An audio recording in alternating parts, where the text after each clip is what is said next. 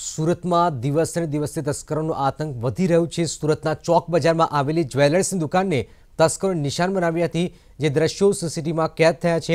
ગઈકાલે મોડી રાત્રે બાઇક પર સવાર 3 તસ્કરોએ બાલાજી જ્વેલર્સ નામની દુકાનને નિશાન બનાવી હતી।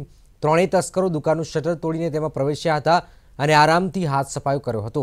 આ ત્રણેય તસ્કરો ચોરી કરીને આરામથી બાઇક પર ફરાર થઈ ગયા હતા, જે સીસીટીવીમાં સ્પષ્ટ રીતે જોઈ શકાય છે। જ્વેલર્સની દુકાનના માલિકે આજે દુકાનનું શટર તૂટેલું જોયું હતું, જે બાદ તેમણે પોલીસ મથકે ફરિયાદ કરી હતી। પોલીસે સીસીટીવીના ફૂટેજ મેળવીને તસ્કરોને ઝડપી લેવા કાર્યવાહી પણ હાથ ધરી છે।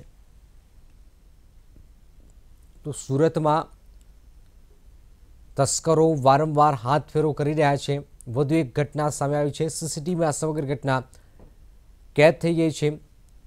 પોલીસે આ સમગ્ર મામલે હવે વધુ તપાસ હાથ ધરી છે। આ કોણ હોઈ શકે છે? કોઈ જાણભેદુ છે કે આ પ્રોફેશનલ ચોરો જ છે જે વારંવાર આ પ્રકારની ચોરી કરી રહ્યા છે?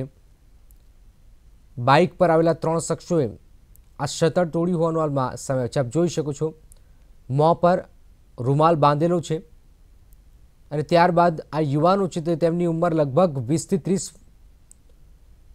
વર્ષની અંદર હોઈ શકે છે। જ્વેલર્સની દુકાનમાં તેઓ આવે છે અને ચોરી કરી ફરાર થઈ જાય છે।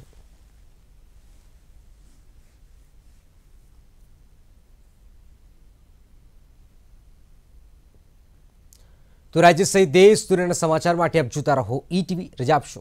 નમસ્કાર।